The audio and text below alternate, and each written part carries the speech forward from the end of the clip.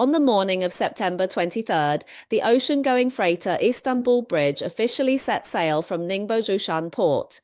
It will sail via the Arctic Passage to the United Kingdom's port of Felixstowe, marking the official launch of the world's first China-Europe Arctic Container Express route, also known as the China-Europe Arctic Express. The route takes a route from the northeast of the Arctic, passing through the Bering Strait and directly to Europe.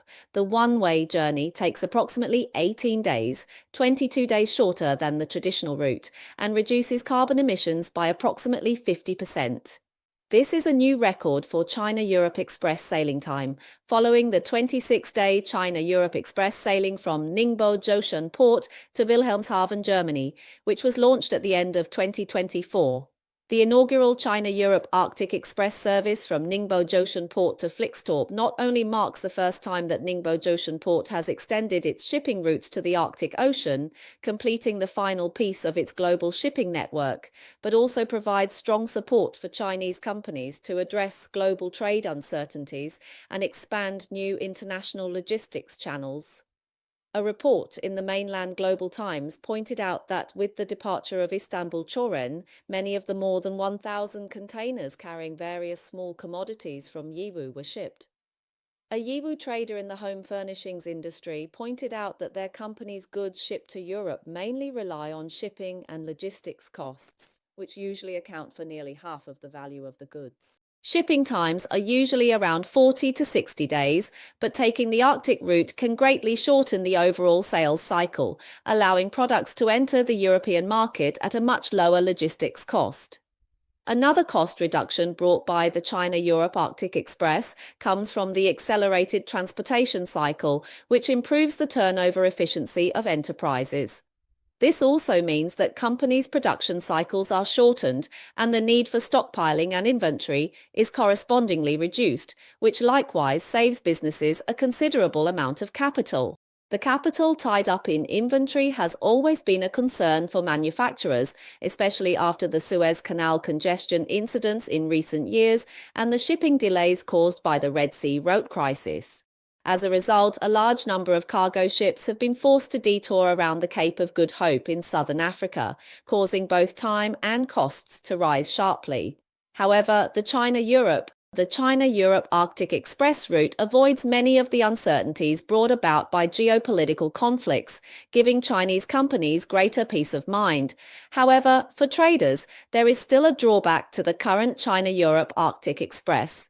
This route is only navigable during the warmer months from July to October each year, which imposes certain time limitations. Zhang Hong, a researcher at the Institute of Russian, Eastern European and Central Asian Studies at the Chinese Academy of Social Sciences, pointed out that the China-Europe Arctic Express mainly operates via the Northeast Passage, a section of the Russian Arctic route. Its official opening not only helps expand China's maritime trade routes, but also signifies the ongoing upgrade of maritime cooperation between China and Russia, providing more diverse routes for Eurasian land bridge transportation. The 2018 White Paper on China's Arctic policy clearly stated that China is willing to rely on the development and utilization of Arctic shipping routes and to work with all parties to jointly build the Ice Silk Road. Zhang Hong said, "In recent years, Russia has placed great importance on Arctic development and is also very pleased to cooperate with China on Arctic shipping routes. The further strengthening of cooperation between the two sides is expected to inject greater certainty into the stability of the global economic and trade order." According to Russian media reports, at the Eastern Economic Forum held earlier this month, Russian President Putin announced that Russia would make every effort to advance the construction of the Trans-Arctic Transport Corridor, achieve 24-hour all-weather operation of this northern supply chain, and upgrade its facilities and equipment.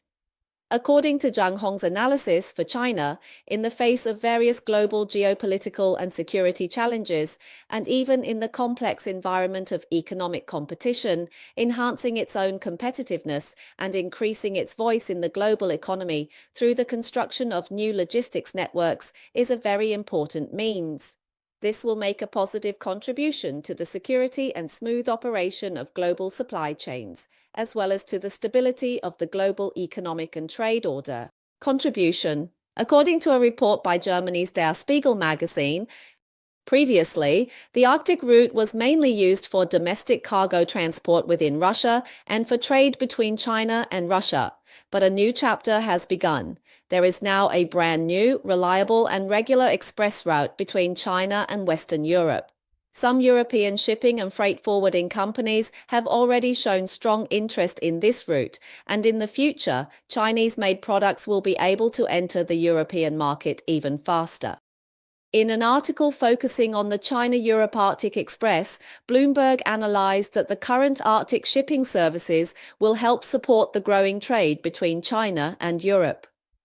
As U.S. tariff policies have weakened trans-Pacific trade between China and the United States, China is demonstrating its determination to bypass bottlenecks and seek faster ways to deliver goods to European customers by strengthening transportation along polar ice routes.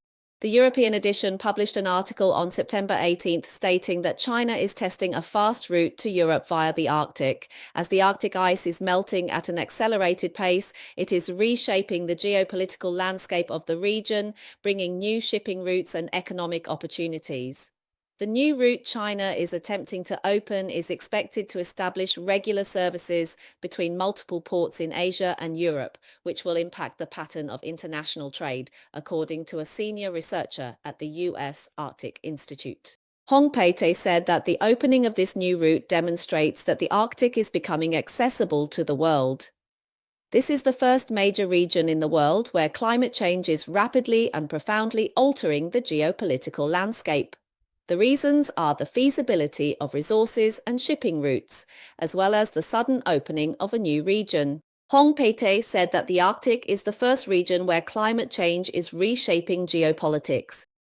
If it weren't for climate change, we wouldn't even be discussing this issue.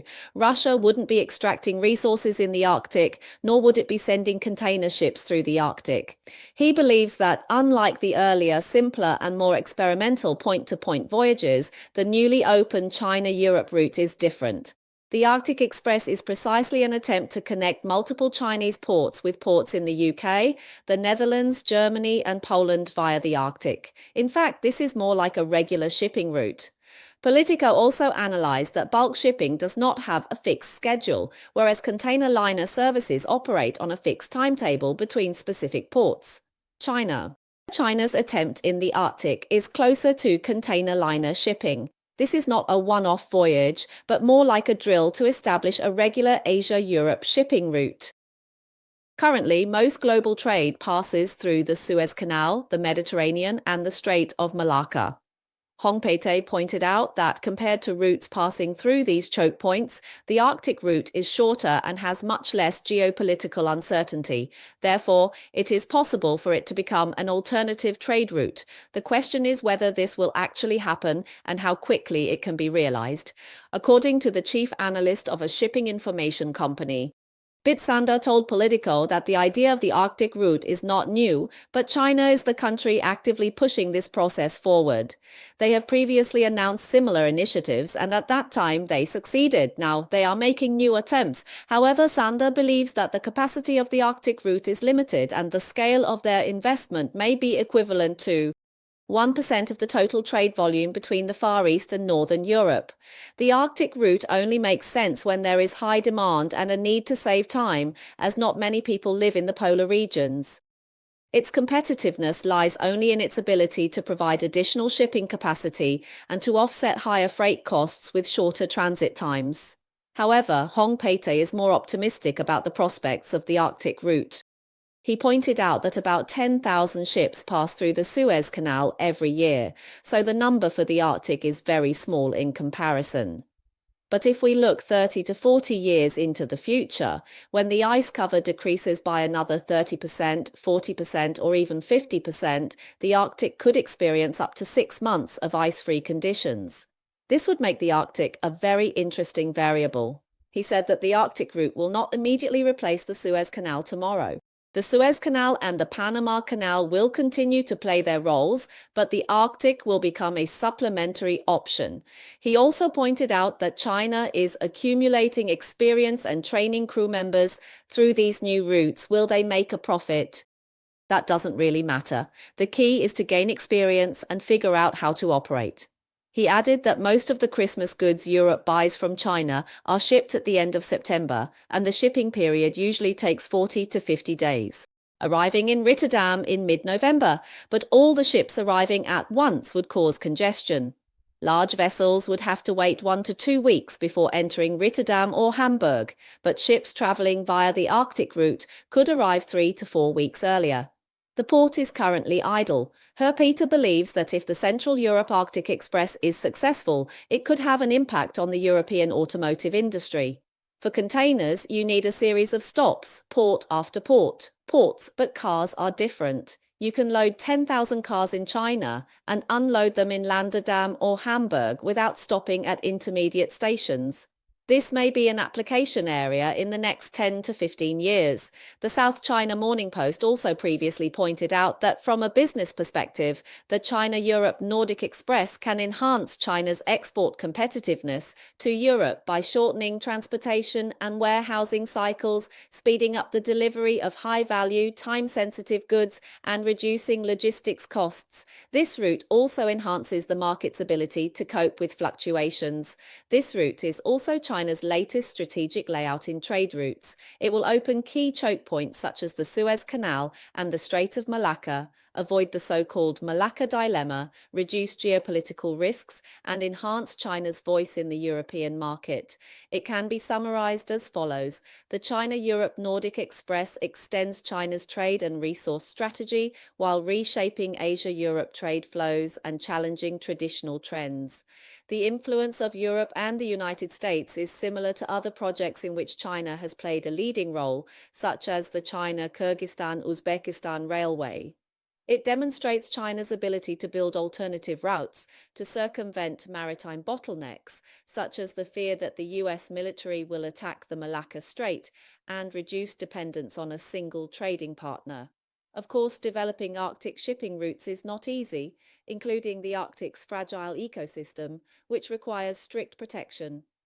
Climate change has increased uncertainty, and Arctic ports and emergency response systems are relatively poor, incomplete, and so on, but this is a route that balances both commercial value and geopolitical interests.